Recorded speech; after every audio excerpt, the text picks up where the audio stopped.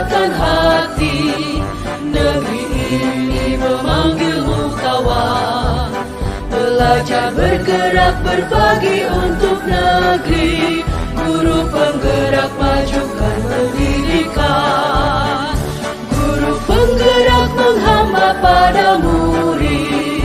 Kreatif rancang pembelajaran. Hargai potensi, tingkatkan prestasi. Lahirkan profil pelajar Pancasila. Belajar bergerak berbagi untuk negeri. Kita menjalin kolaborasi. Belajar bergerak berbagi untuk negeri. Demi bakti pada Ibu Pertiwi.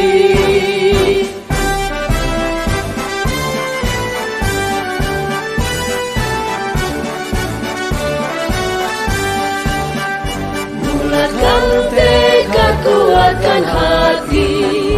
Negeri ini memanggilmu kawan. Belajar bergerak berbagi untuk negeri. Guru penggerak majukan pendidikan. Guru penggerak menghamba pada murid. Kreatif rancang pembelajaran. Hargai potensi, tingkatkan prestasi. Warahmatullahi wabarakatuh. Waalaikumsalam warahmatullahi wabarakatuh. Anak-anak, hari ini kita akan membuat kesepakatan kelas bersama.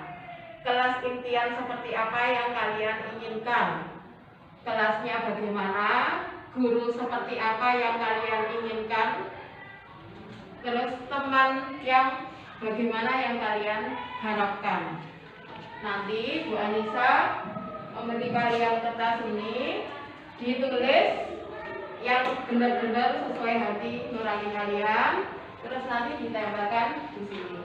Paham ya? Baiklah, terima kasih. Ini saya berikan.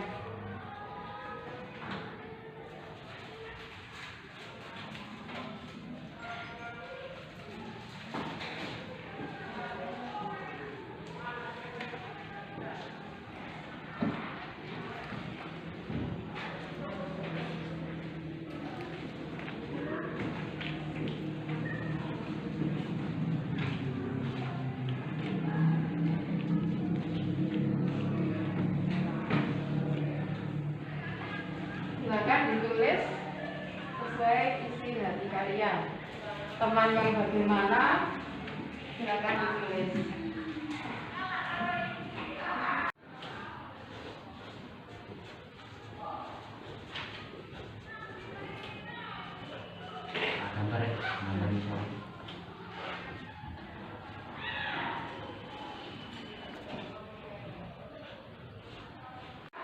Jika sudah selesai, silakan ditempel di depan.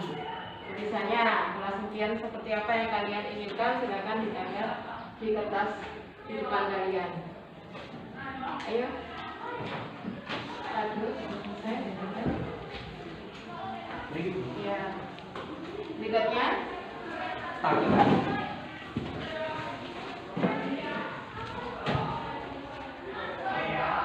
Ayo, berikutnya masih.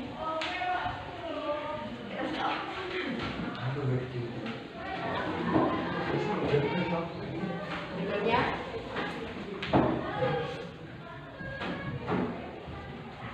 Ayo siap-siap berikutnya.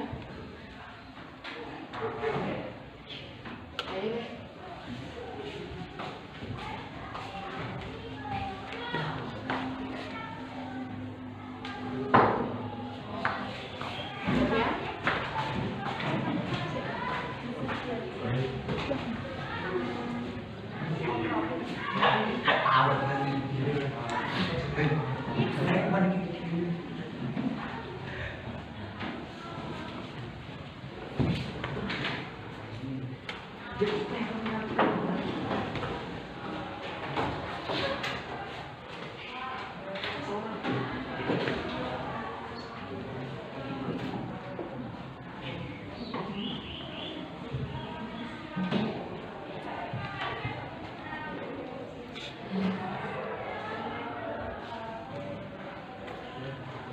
Baik, kita lihat Rade ingin guru yang baik dan pengertian dan ramah, teman yang baik dan tidak sombong, kelas yang bersih dan nyaman.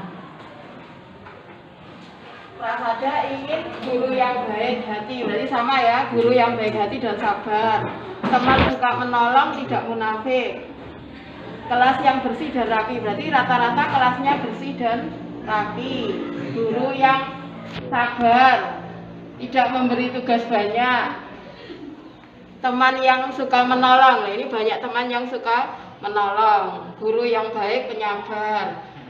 Ini juga sama, guru yang baik penyayang. Baik, rata-rata hampir sama, kelas yang bersih, rapi, sejuk. Kita tulis ini. Guru yang pengertian, sabar dan cantik, teman yang jujur dan penolong, kelas yang nyaman dan indah. Ya, kita buat kesepakatan bersama ya, rata-rata ingin pertama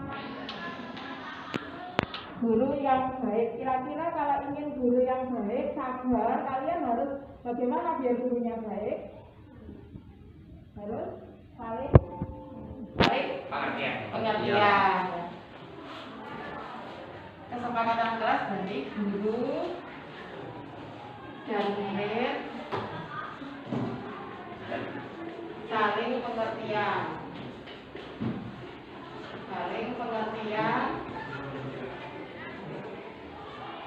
Kalau ingin guru yang sabar, berarti kalian juga harus nurut kan? Nurut sama gurunya, berarti harus saling menyayangi juga, ya kan? Saling pengertian dan saling menyayangi.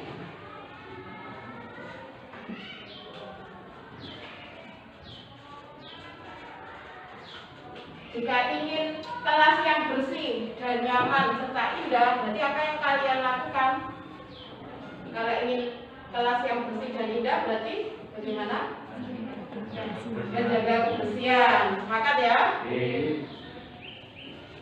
Kami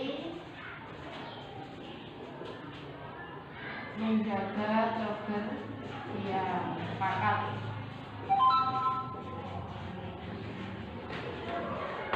Jika ingin teman yang pengertian, baik hati, suka menolong, berarti kalian harus bagaimana dengan teman? Kami menganggap seperti apa? Sebagai keluarga. Berarti kami saling apa? Berarti kalau sebagai keluarga berarti bagaimana posisinya? Harus bagaimana kalau dianggap sebagai keluarga? Saling memberikan kasih sayang. Ya, saling menyayangi, saling memberi kasih sayang.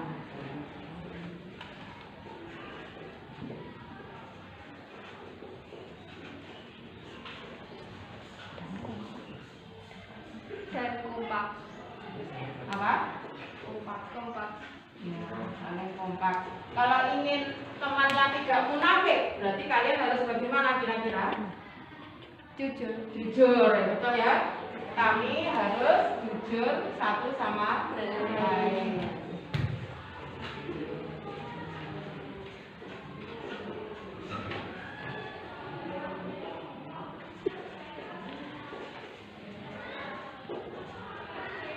Kira-kira kesepakatan kelas 4 ini cukup ya? Sudah mewakili kelas impian ya? Nah, sekarang sebagai kesepakatan, silakan tanda tangan sebagai bukti sepakat. Mulai dari sini, tanda tangan di sini ya, berurutan.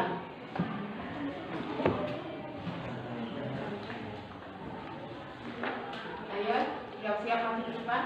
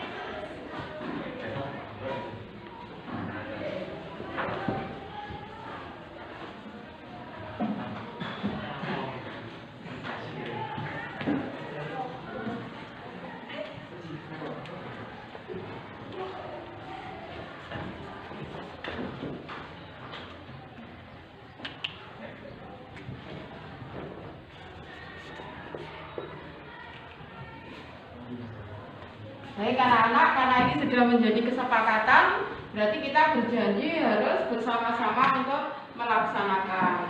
Setuju? Setuju. Terima kasih atas perhatiannya. Wassalamualaikum warahmatullahi wabarakatuh. Waalaikumsalam warahmatullahi wabarakatuh.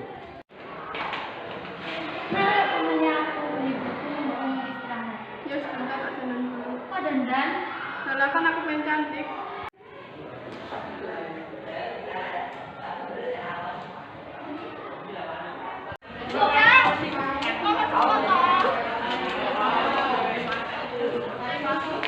Silakan duduk. Ada apa?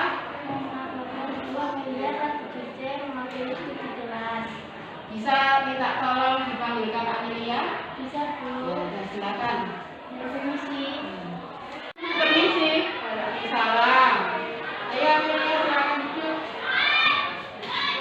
Tadi temanmu lapor ke sini, katanya kamu berdandan di dalam kelas. Apa itu benar? Tidak Bu.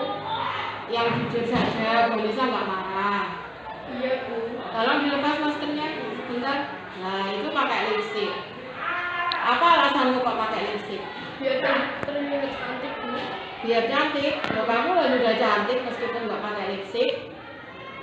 Kamu tahu tidak keyakinan kelas tentang peraturan dandan berlebihan? Saya tahu Bu, tidak boleh dandan berlebihan. Saya tahu saya salah. Kamu mau mengakui kalau salah. Iya, Bu. Terus kira-kira apa yang kamu lakukan di sini? Tidak akan mengulang lagi Bu. Tidak akan mengulangi lagi beneran. Iya. Tidak. Bu Lisa paham tiap orang itu pasti pernah berbuat salah. Yang penting mulai saat ini kamu dandan yang sewajarnya saja. Lagian kan masih belajar toh. Kamu nggak tahu kalau efeknya lipstik itu tidak baik untuk kesehatan kulit. Kamu masih remaja ya. Iman, kalau kosmetiknya mengandung hal yang berbahaya kan yang rugi siapa? Kamu sendiri kan yang rugi. Udah, sekarang boleh kembali ke kelas. Jangan diulangi lagi ya. Iya. Nah, silakan.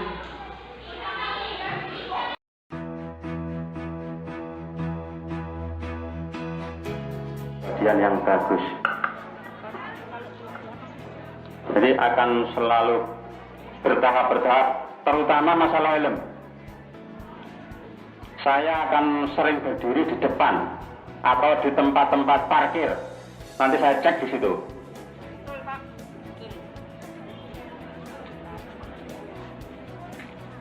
Jangan merasa senang kalau juara tapi tidak pakai helm. Terus yang berikutnya, saya akan mencontohkan diri saya sendiri waktu saya ada di Jakarta. Kehidupan di Jakarta ada kehidupan keras. Waktu itu anak saya baru kelas 3 kalau nggak salah.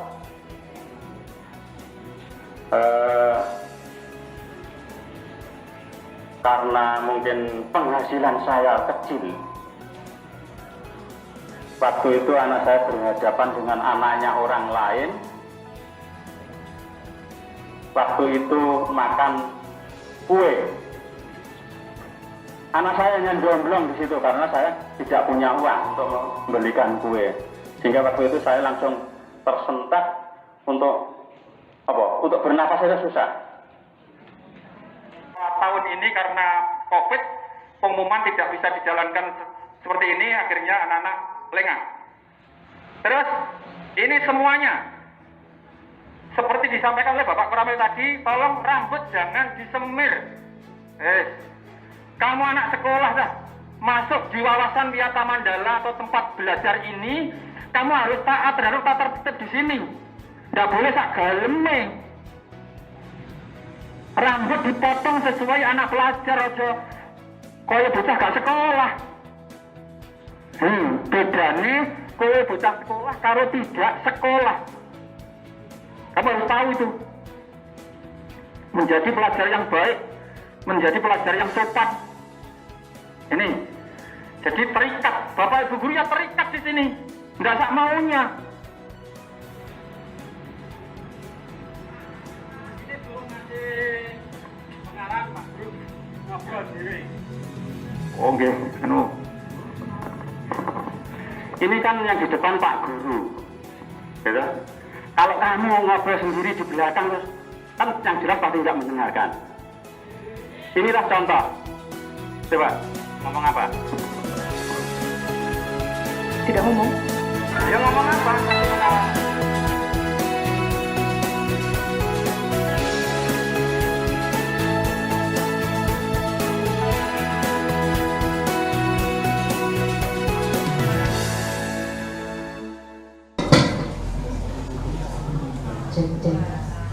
Assalamualaikum warahmatullahi wabarakatuh. Waalaikumsalam warahmatullahi wabarakatuh. Langsung kemawon nggih untuk mempersingkat acara. Terima kasih atas kehadiran Bapak Ibu semuanya dalam rangka pengimbasan aksi nyata modul 1.4 budaya positif oleh guru penggerak kita yaitu Ibu Anissa Oktorina SEGR dan Bapak Elvan Muhammad Naim SPD GR. GR niku napa Pak? Gede rumangsa. Sallallahu alaihi wasallam yang telah memberikan tarbiyah kepada kita semua berupa agama Islam yang kita peluk saat ini. Mudah-mudahan kita semua bisa mengamalkan dalam kehidupan kita sehari-hari dan akhirnya kita mendapatkan sahabatnya mulai di dunia sampai di akhirat nanti. Amin amin ya rabbal alamin. Bapak Ibu yang saya hormati,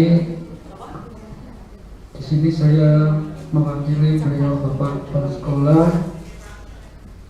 Pada ini memang belum bisa dan hadir karena ada kepentingan. Hanya saya pertama mengucapkan selamat kepada Bu Anissa dan Pak Elvan menjadi guru penggerak. Mudah-mudahan karirnya jadi lancar dan sesuai yang dia cita-citakan. Dan yang kedua, beliau-beliau ini nanti menjadi guru penggerak sekolah kita yang bisa menggerakkan kita semua ini, rekan-rekannya ini menuju yang lebih baik. Artinya karena memang sekarang ini banyak perubahan-perubahan dalam dunia pendidikan dan sekarang ini terkenal dengan merdeka belajar. Gimana merdeka belajar itu? Nah, insya Allah nanti akan disampaikan ke beliau-beliau ini, termasuk ini adalah pengimbasan dari modul 1.10 budaya positif. Nah, otomatis budaya positif yang bagaimana tentunya nanti akan disampaikan oleh beliau-beliau ini. Nah, Bapak Ibu yang saya hormati, saya tidak akan panjang lebar untuk menyingkat waktu. Mudah-mudahan apa yang kita lakukan kita hari ini bisa bermanfaat bagi kita semua, membawa perubahan-perubahan yang membawa kita semua dan anak-anak didik kita menjadi lebih baik. Oke, saya akhiri sekian. Kurang saya mohon maaf. Wassalamualaikum warahmatullahi wabarakatuh. Assalamualaikum warahmatullahi wabarakatuh. Yang terhormat Bapak Kepala Sekolah UPT SMA Negeri 1 Pangrejo atau yang diwakili oleh Bapak Laka Kurikulum Bapak Nurkole. Yang terhormat Bapak Ibu Guru beserta staf yang saya sayangi dan saya banggakan. Terima kasih atas waktu yang diluangkan dan kehadiran jenengan semua sangat berarti. Kali ini izinkan kami berbagi ilmu atas modul yang telah kami pelajari di program pendidikan guru penggerak, yaitu modul 1.4.10 tentang budaya positif. Semoga apa yang kami sampaikan nanti mudah dipahami dan ilmunya bisa menjadi ilmu yang bermanfaat. Bismillahirrahmanirrahim.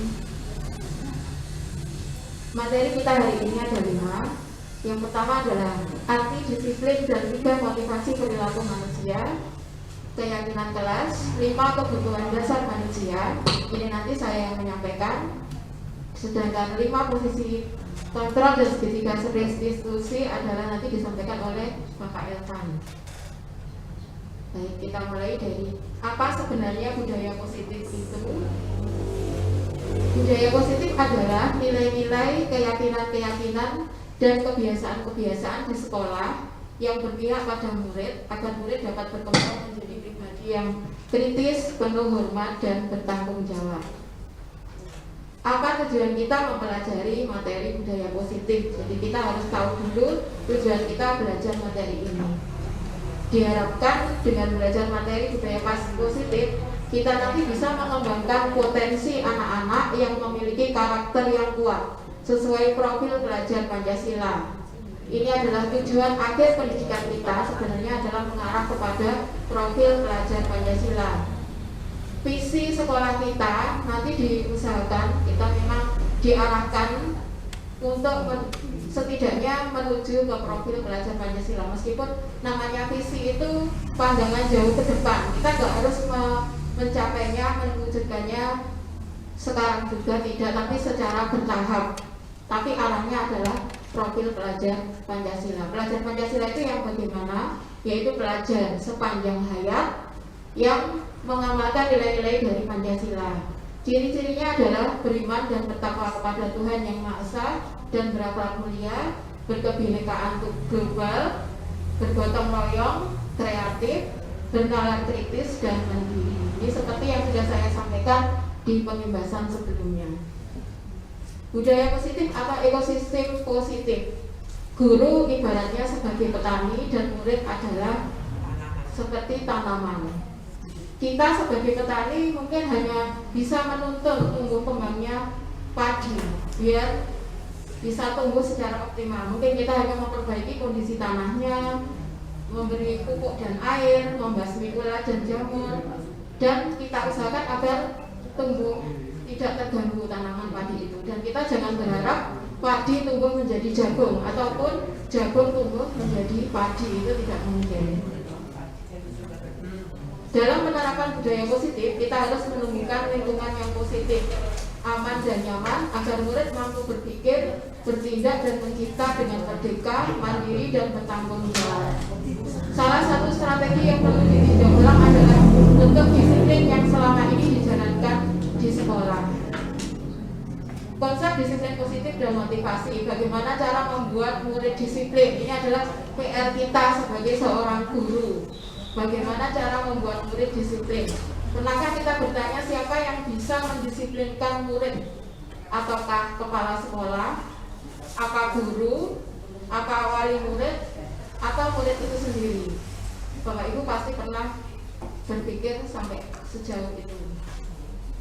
Makna kata disiplin, ketika kita mendengar kata disiplin yang terbayang di pikiran kita, biasanya hubungannya dengan tata tertib, teratur, patuhan pada peraturan. Kata disiplin sering dihubungkan dengan hukuman, padahal itu sungguh berbeda. Karena belajar tentang disiplin positif tidak harus dengan memberi hukuman. Hukuman itu justru hanya sebagai alternatif terakhir kalau perlu tidak digunakan sama sekali. Ini akan terjawab nanti di akhir. Jadi hukuman itu bukan satu-satunya cara untuk membuat siswa disiplin. Itu adalah alternatif terakhir saja atau bahkan tidak digunakan sama sekali. Saya juga baru menyadari setelah belajar modul ini. Arti disiplin berasal dari bahasa Latin disciplina yang artinya belajar. Makna asal dari kata ini berkonotasi dengan disiplin diri dari murid-murid Sokrates dan Plato. Ini adalah tokoh dari Yunani ya. Disiplin diri membuat orang menggali potensinya menuju sebuah tujuan apa yang dihargai. Ini menurut pendapatnya Sokrates dan Plato. Namun dalam budaya kita, kata disiplin berubah menjadi sesuatu yang dilakukan seseorang pada orang lain untuk mendapatkan kepatuhan. Cenderung menghubungkan disiplin dengan ketidaknyamanan. Kalau kita bicara dengan disiplin pasti sesuatu yang tidak nyaman, bukan dengan apa yang kita hargai atau pencapaian suatu tujuan yang mulia. Bapak Pendidikan kita Ki Hajar Dewantara menyatakan bahwa di mana ada kemerdekaan, disitulah harus ada disiplin yang kuat. Sungguh pun disiplin itu bersifat self-disiplin, yaitu kita sendiri yang mewajibkan kita dengan sekeras-kerasnya. Kalau saya artikan ini bahasanya Pak KHD ini sungguh luar biasa. Ini sepertinya self-disiplin, disiplin yang dari dalam diri sendiri, motivasi internal itu seperti kita melawan hawa nafsu kita. Jadi ketika kita berhasil melawan hawa nafsu kita, itulah sebenarnya pemenangnya. Ini kalau menurut pikiran saya, pemahaman saya. Di situ Ki Hajar menyatakan bahwa untuk mencapai kemerdekaan atau dalam konteks pendidikan kita saat ini, untuk menciptakan murid yang merdeka, syarat utamanya adalah harus ada disiplin yang kuat, disiplin internal yang berasal dari dalam diri siswa. Jika kita tidak memiliki motivasi internal, maka kita memerlukan pihak lain untuk mendisiplinkan kita. Itulah motivasi eksternal yang berasal dari luar. Merdeka menurut Bapak KHD, merdeka itu tidak hanya terlepas dari perintah, tapi cakap buat memerintah diri sendiri. Jadi kita sendiri sebenarnya yang bisa mengontrol diri kita. Teori motivasi perilaku manusia ada 3. Jadi orang itu taat pada aturan karena 3 hal. Orang melakukan disiplin itu karena 3 alasan. Yang pertama adalah untuk menghindari ketidaknyamanan atau hukuman. Misalkan kita memakai helm, takut kalau ditilang polisi. Nah, itu juga alasan yang pertama. Jadi orang melakukan disiplin karena takut dihukum. Yang kedua, untuk mendapatkan imbalan dari orang lain atau institusi. Ini bisa diartikan untuk memperoleh penghargaan atau pujian dari orang lain. Jadi orang itu taat aturan biar dipuji atau dihargai orang lain. Yang ketiga, untuk menghargai diri sendiri, menjadi insan sesuai harapan kita. Inilah yang paling penting. Motivasi paling utama adalah yang ketiga ini. Ini adalah memiliki keyakinan diri.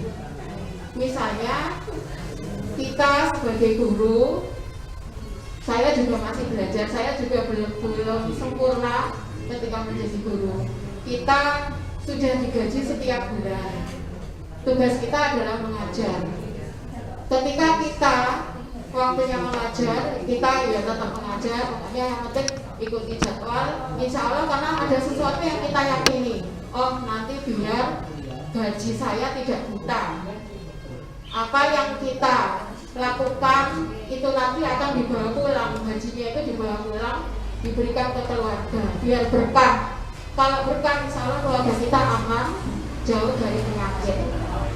Nah, itu adalah nilai keyakinan. Itu adalah nilai keyakinan dari dalam diri kita. Inilah yang paling penting. Perang melawan hawa nafsu kita. Kalau menuruti hawa nafsu kita ya pengennya santai, tidak ngajar, dapat gaji. Tapi karena nilai keyakinan yang kita miliki, akhirnya kita melakukan apa yang seharusnya dilakukan sebagai seorang guru. Cara agar disiplin di sekolah kita yang sudah dilakukan oleh sekolah kemarin, pembinaan dari Bapak Koramil. Ini termasuk program sekolah yang sangat bagus karena kita butuh orang lain untuk mendisiplinkan anak didik kita, karena kita juga masih belum mampu jika sendiri. Pembinaan dari Bapak Kepala Sekolah ini juga tidak memilikinya. Bapak Kepala Sekolah datangnya sepagi sebelum kita, nunggu di parkiran untuk mengawasi anak-anak biar tidak campuran. Nah, itu pembinaan dari Bapak Kepala Sekolah secara langsung. Dan Bapak Ibu Guru, saya juga percaya bahwa Ibu Guru juga tidak lelahnya membina anak-anak yang rambutnya gondrong atau rambutnya itu kan juga dibina.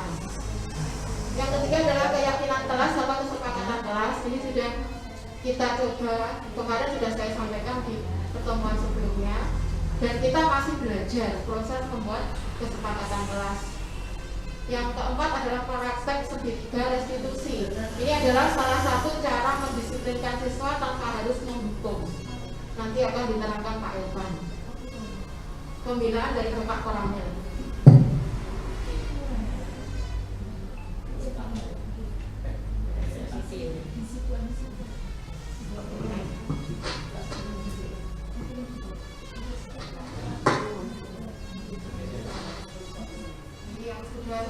dilakukan oleh Bapak Koramil kita pas kapan hari itu, hari Jumat kalau nggak salah, setelah senam ya. Ini Bapak Koramil ini memberi pembinaan tentang pentingnya memakai helm, keyakinan kalau sampai jatuh itu mencium aspal itu sakit lah, itu adalah nilai keyakinan. Kita memakai helm bukan karena takut ditilang, tapi karena untuk keselamatan kita, untuk kesehatan kita. Beliau juga menyampaikan rambut harus sesuai aturan sekolah ya. Terus yang dilakukan kita harus, Bapak Koramil ini memberi cerita betapa perjuangan orang tua itu luar biasa agar anaknya bisa sekolah. Akan sangat kecewa sekali jika anaknya itu sekolahnya tidak benar seenaknya sendiri. Ini disampaikan di pertemuan kemarin, pembinaan dari Bapak Koramil. Ini pembinaan dari Bapak Ibu Guru, ini kebetulan Pak Gempur ini ya, contohnya yang saya ambil, mohon maaf Pak Gempur, saya ambil gambarnya. Keyakinan kelas. Mengapa kita memiliki peraturan tentang penggunaan masker dan mencuci tangan setiap saat? Kalau kita memiliki keyakinan, menganggap itu sebagai suatu keyakinan, masker ini memang penting untuk kesehatan kita, keselamatan kita. Mencuci tangan setiap saat itu juga untuk keselamatan kita, kesehatan kita. Tapi jika kita menganggapnya sebagai suatu aturan, mungkin nggak nyaman pakai masker seperti ini, nggak bebas. Nah, jadi pentingnya keyakinan itu luar biasa, itu bisa menimbulkan motivasi dari dalam diri kita. Pembentukan keyakinan kelas bersifat lebih abstrak daripada peraturan yang lebih rinci dan konkret. Keyakinan kelas itu berupa pernyataan universal yang umum dan biasanya bentuknya positif. Nanti kalau Bapak Ibu membuat kesepakatan kelas atau keyakinan kelas, jangan ada kata-kata dilarang, karena kalau dilarang itu biasanya anak malah melakukan. Diganti menjadi lebih positif. Misalkan dilarang buang sampah sembarangan, diganti menjadi siswa yang cerdas membuang sampah pada tempatnya. Jadi kata-kata dilarang itu kan bersifat negatif, malah nanti justru dilakukan. Keyakinan kelas hendaknya tidak terlalu banyak sehingga mudah diingat dan dipahami semua warga kelas. Keyakinan kelas harus bisa diterapkan di lingkungan tersebut. Dilakukan melalui kegiatan curah pendapat, apa yang diutarakan ditaati bersama, dan bersedia meninjau kembali keyakinan kelas dari waktu ke waktu. Jadi kesepakatan kelas itu umurnya tidak lama, jadi sesuai perkembangan. Ini adalah beberapa Bapak Ibu Guru yang sudah mencoba kesepakatan kelas. Kebetulan ini kelas saya. Ini terjadi, ada sejarahnya. Ketika itu Bu Yuwana ya masuk ke kelas 7C, anak-anak ternyata memegang HP tidak merespon Bu Ana waktu memberi pengumuman. Nah dari situ akhirnya dibuat kesepakatan kelas, angkat tangan ketika mau menyela pembicaraan, dengarkan orang yang sedang berbicara. Ini sulit sekali. Ini sebenarnya bukan anak-anak saja tapi kita. Ternyata belajar mendengarkan itu lebih sulit daripada berbicara. Jadi ada sebuah buku, kalau nggak salah bukunya Dale Carnegie, itu ternyata orang psikolog ya, belajar mendengarkan itu lebih sulit. Jadi belajar menjadi pendengar yang baik. Tetap semangat dalam belajar, saling mendukung, saling menguatkan. Jika ada masalah dibicarakan dengan baik. Dan ini kelas 9F ini Bu Andi Agustin, 7F Bu Tati. Ini sudah benar, Bu Tati sudah singkat-singkat. Bu 9F ini sudah sama, semuanya positif. Ini Bu Umi Kasum juga sudah mencoba, Bu Umi Nafia juga sudah mencoba kelasnya ya. Nah ini peraturan, kita mencoba bersama-sama merenungi peraturan. Kalau selalu kembalikan buku ke tempatnya, kira-kira keyakinannya apa? Menghormati, dilarang menggunakan narkoba, ini adalah kesehatan, keselamatan. Bergantian atau menunggu giliran, ini adalah disiplin, saling menghormati. Ini seperti video yang pernah di-share Bapak Adi. Waktu itu orang Jepang keluar dari kereta api, itu dari kereta api dibuka. Kalau orang kita mungkin langsung nyerobot, tapi kalau orang Jepang antri dengan dengan baik karena mereka dari kecil dididik dengan disiplin. Itu adalah budaya disiplin orang Jepang. Begitu juga kalau pintu lift keluar, kalau orang Jepang masuknya dan keluarnya itu tertib, tidak seperti kita royoan biar bisa segera masuk. Gunakan masker, ini adalah keyakinannya adalah kesehatan, keselamatan. Jangan berlari di kelas atau koridor, ini adalah keamanan. Nah, ini adalah jawabannya. Nah, sekarang terakhir ya, tadi perbedaan hukuman dan konsekuensi ini. Kenapa tadi saya bilang hukuman itu adalah alternatif terakhir untuk mendisiplinkan siswa. Hukuman itu adalah sesuatu yang menyakitkan. Kalau konsekuensi itu adalah akibat dari perbuatan. Sesuatu harus terjadi. Kalau hukuman membuat anak sakit fisik maupun hati untuk jangka panjang. Anak jika dihukum, itu memorinya akan terekam sampai dia dewasa. Oh, aku biar zaman.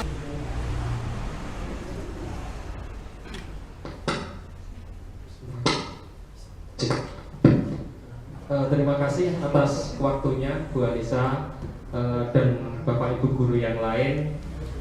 Saya mengucapkan terima kasih banyak atas waktu dan perhatiannya. Bahwasanya pada hari ini saya dan Bu Anissa ini mengimbaskan. Jadi ini materi-materi yang sudah kita dapatkan Bapak Ibu di pendidikan guru penggerak yang nanti endingnya sampai dengan bulan Agustus. Jadi ini masih dalam tahap proses. Jadi saya dan Bu Anissa di sini juga bukan berarti menggurui, deh. Ini kita sama-sama sharing, sama-sama belajar bagaimana kita merawat sebuah ekosistem yang ada di sekolah agar bisa menjadi ekosistem yang baik seperti itu. Nah, di awal ini Bapak Ibu, saya sengaja memberikan gambar Pak Tani yang sedang menanam tanaman padi. Pada dasarnya, kalau dianalogikan nih Bapak Ibu, kita semua itu memiliki ladang, memiliki sawah. Sawahnya apa? Ladangnya apa? Ya sawahnya sekolah ini Bapak Ibu. Jadi kalau kita melihat Pak Tani yang di situ sedang menanam tanaman padi, kemudian merawatnya, memberikan pupuk dan lain sebagainya, yang nanti tujuannya adalah agar tanaman padi tersebut bisa tumbuh dengan bagus, dengan baik, dan bisa mensejahterakan seluruh masyarakat yang ada.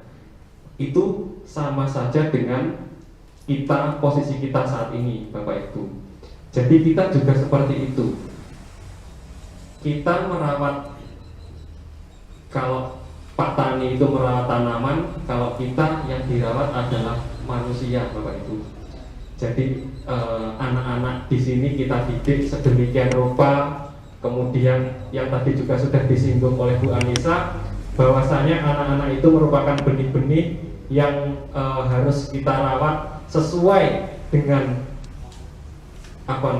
karakter sendiri-sendiri. Jadi setiap anak itu mempunyai potensi sendiri, mempunyai karakter sendiri. Ya sama Bapak Ibu dengan sawah itu. Jadi terkadang cara menanam tanaman padi dengan cara menanam tanaman lain, misalkan jagung, itu kan pasti berbeda. Caranya juga berbeda, panennya juga berbeda. Jadi kita juga seperti itu. Jadi itu nanti akan ada hubungannya dengan yang namanya Merdeka Belajar dan pembelajaran cara berdiferensiasi.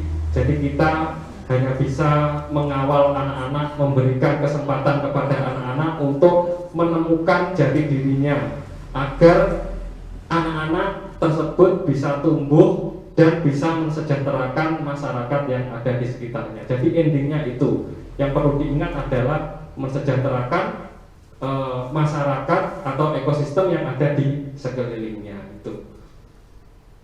Nah, saya mengutip dari Ki Hajar Dewantoro, pendidikan adalah tempat persemaian benih-benih kebudayaan dalam masyarakat.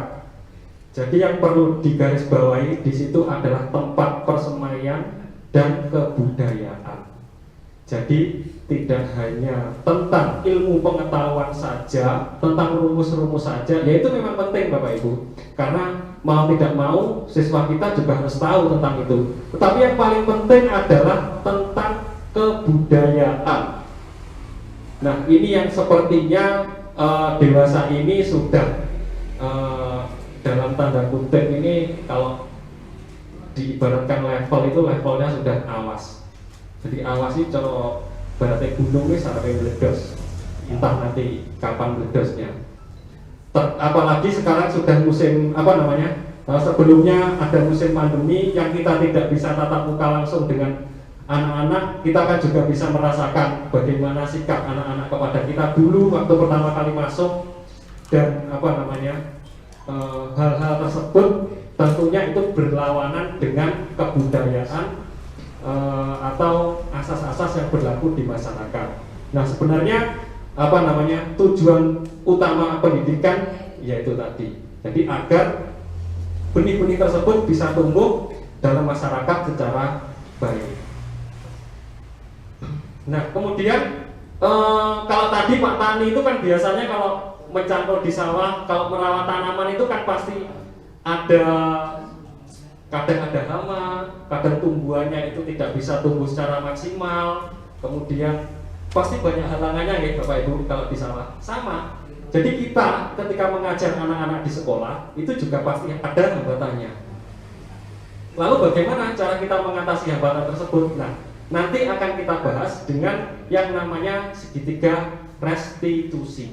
Jadi segitiga restitusi ini merupakan suatu cara untuk mengatasi sebuah permasalahan siswa yang ada di dalam sekolah, seperti itu. Tapi sebelum kita masuk ke sana, ini saya akan menjelaskan tentang 5 posisi kontrol. 5 posisi apa Bapak Ibu? Kontrol, nih. Sebenarnya apa toh posisi kontrol itu? Posisi itu kan merupakan ya lokasi kita. Posisi kita itu ada di mana sekarang? Kalau kontrol itu ya, kenapa Pak Aris kalau kontrol? Nah, di sini 5 posisi kontrol itu Diana Gosen dalam bukunya yang namanya Restitusi. Jadi ini ada hubungannya dengan restitusi, Restructuring School Discipline tahun 1998. Itu mengemukakan bahwa guru perlu meninjau kembali penerapan disiplin di dalam ruang-ruang kelas kita selama ini. Jadi kita istilahnya adalah merefleksikan diri. Sebenarnya kita itu bagaimana toh kalau misalkan di dalam kelas itu penerapan disiplin kita di dalam kelas itu seperti apa? Apakah telah efektif? Apakah berpusat memerdekakan dan memandirikan murid? Bagaimana dan mengapa? Nah, melalui serangkaian riset, kemudian dosen itu berkesimpulan bahwa seorang guru itu ada 5 posisi kontrol yang diterapkan. Salah satu diantaranya adalah sebagai penghukum, kemudian pembuat orang merasa bersalah, kemudian teman, kemudian monitor atau pemantau, dan manajer. Jadi saya ulang lagi. Posisi kontrol seorang guru itu yang pertama adalah sebagai penghukum, kemudian pembuat merasa bersalah, kemudian sebagai teman, sebagai pemantau, dan yang terakhir adalah sebagai manajer. Secara umum, secara kasat mata kita tentu bisa memahami maksud dari posisi kontrol tersebut. Kalau sebagai penghukum bagaimana? Kemudian kalau sebagai seorang guru yang membuat siswanya merasa bersalah seperti apa, kemudian sebagai teman seperti apa, dan seterusnya. Nah, yang pertama saya akan menjelaskan tentang posisi guru sebagai penghukum. Di situ dijelaskan seorang penghukum bisa menggunakan hukuman fisik maupun verbal. Jadi terkadang itu sakit tak berdarah. Itu yang paling membekas di dalam hati. Kalau bapak ibu guru itu tidak bisa istilahnya mengering, itu terkadang siswa itu bisa ingat sampai kapanpun. Nah, orang-orang yang menjalankan posisi penghukum senantiasa mengatakan bahwa sekolah memerlukan sistem atau alat yang lebih menekan murid lebih dalam lagi, kejam Bapak Ibu ini. Penghukum soalnya nanti kan kejam. Guru-guru yang menerapkan posisi penghukum akan berkata, nah ini contohnya, patuhi aturan saya, atau awas, kamu selalu saja salah, selalu, pasti selalu yang terakhir selesai. Ini diseneni terus, anak-anak itu diseneni terus. Nah ini merupakan tipe atau posisi kontrol guru sebagai penghukum. Guru seperti ini senantiasa percaya hanya ada satu cara agar pembelajaran bisa berhasil, yaitu cara dia. Itu yang pertama nih, posisi penghukum seperti itu. Kemudian yang kedua, membuat orang merasa bersalah. Nah, pada posisi ini biasanya guru akan bersuara lebih lembut daripada yang tadi ya, yang pertama. Membuat orang merasa bersalah akan menggunakan keheningan yang membuat orang lain merasa tidak nyaman, bersalah atau rendah diri. Itu akhirnya endingnya siswanya nangis. Nah itu. Kata-kata yang keluar dengan lembut akan seperti ini contohnya. Ibu sangat kecewa sekali dengan kamu. Berapa kali Bapak harus memberitahu kamu ya. Jadi lebih menggunakan perasaan kalau ini Bapak Ibu. Kemudian gimana coba kalau orang tua kamu tahu kamu berbuat begini, orang tua kamu sudah menyekolahkan kamu susah payah, bekerja, banting tulang, peras keringat. Nah, contohnya seperti itu. Di posisi ini, murid akan memiliki penilaian diri yang buruk tentang diri mereka. Jadi seakan-akan kalau saya simpulkan dari ini, semacam dia itu nanti akan merasa dia itu sangat bersalah, terus kemudian down, gitu. Murid merasa tidak berharga dan telah mengecewakan orang-orang yang disayanginya. Biasanya, kalau ini pengalaman saya nih Bapak Ibu. Biasanya kalau anak itu di rumah sudah mentalnya down, di sekolah sudah down, itu pasti akan mempengaruhi semuanya. Kesehatan mentalnya akan terganggu. Saya itu dulu pernah mungkin Bu Titik yang tahu tentang psikolog, saya juga pernah ngobrol sama seseorang yang tahu itu bahwasanya kalau siswa yang nakal itu akan lebih mudah dikendalikan daripada siswa yang pendiam. Kalau siswa yang pendiam itu kita nggak tahu isi hatinya bagaimana Bapak Ibu. Kalau panjenengan istilahnya tidak tahu latar belakang siswa, tiba-tiba kemudian memosisikan guru sebagai pembuat orang merasa bersalah. Dia itu misalkan di rumah sudah merasa bersalah, di sekolah sudah merasa bersalah, lah kapan bener ini bocah ini? Justru akan membuat anak tersebut semakin down. Nah, kita tidak tahu apa yang akan terjadi setelah itu. Jadi itu ya yang perlu diperhatikan ketika posisi kontrol kita ada pada membuat orang merasa bersalah. Selanjutnya ini posisi guru sebagai teman, konco.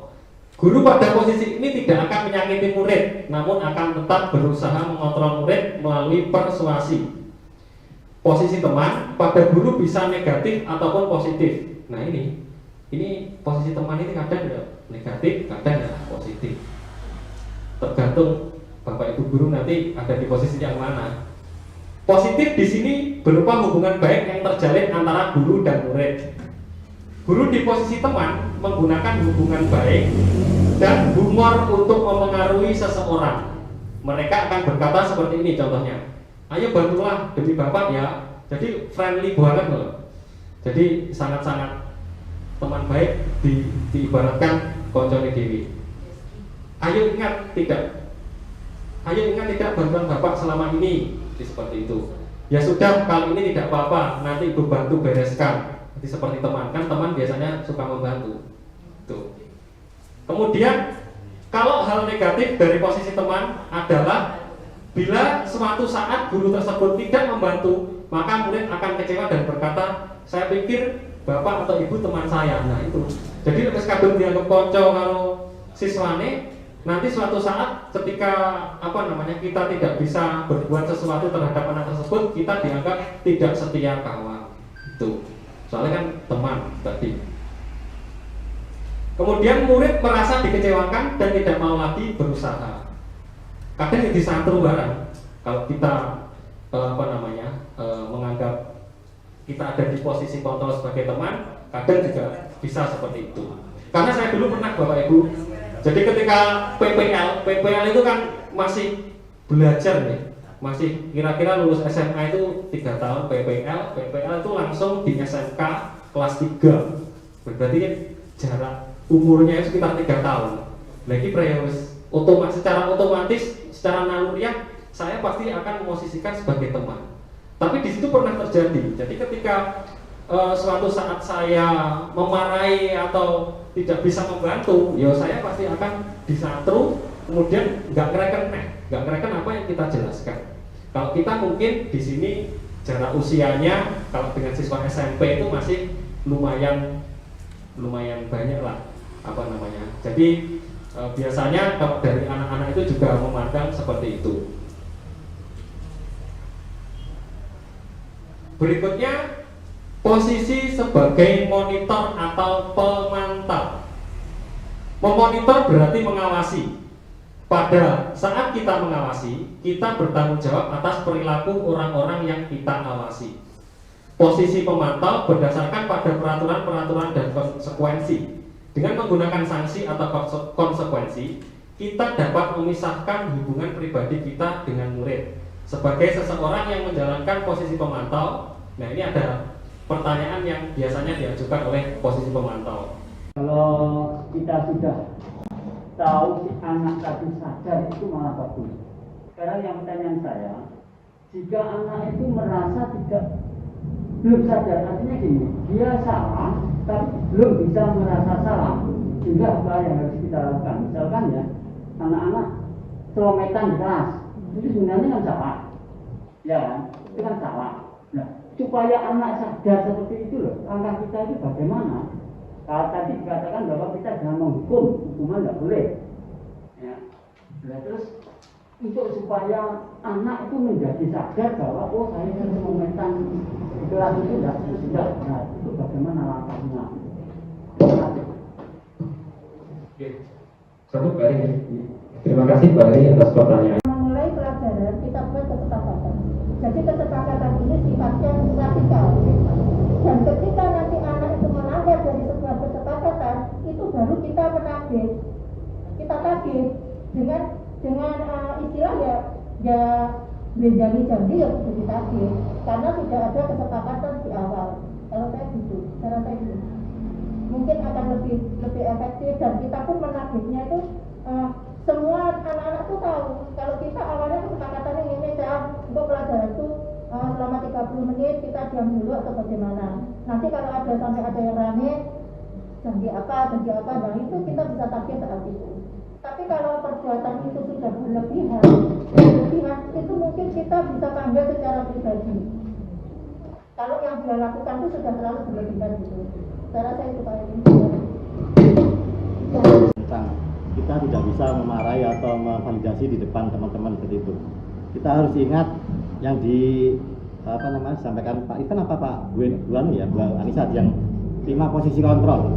Jadi dari 5 posisi kontrol itu seorang guru harus tahu, benar-benar tahu kalau masalah seperti ini posisi saya di yang bagian mana, posisi yang mana yang akan saya pakai. Kalau menurut saya waktu masalah yang Pak Heri hadapi, di mana anak itu selometan, saya sebagai guru BK sebetulnya saya pilih yang posisi sebagai teman, karena secara insidental, secara cepat itu kita butuh penyelesaian. Jadi caranya agar kita bisa mengindahkan yang dikatakan Bu Anissa sebagai tidak boleh di depan orang banyak, itu kalau posisi sebagai teman kita pakai bahasa teman kan begitu. Jadi waktu meskipun banyak orang itu tidak terasa kita mengidentifikasi anak gitu kan. Jadi kita memposisikan 5 kontrol itu kita harus benar-benar tahu di posisi mana kita waktu masalah ini. Itu kita yang harus benar bisa memilih posisi kita di 5 kontrol itu. Ngaten Pak, bukan.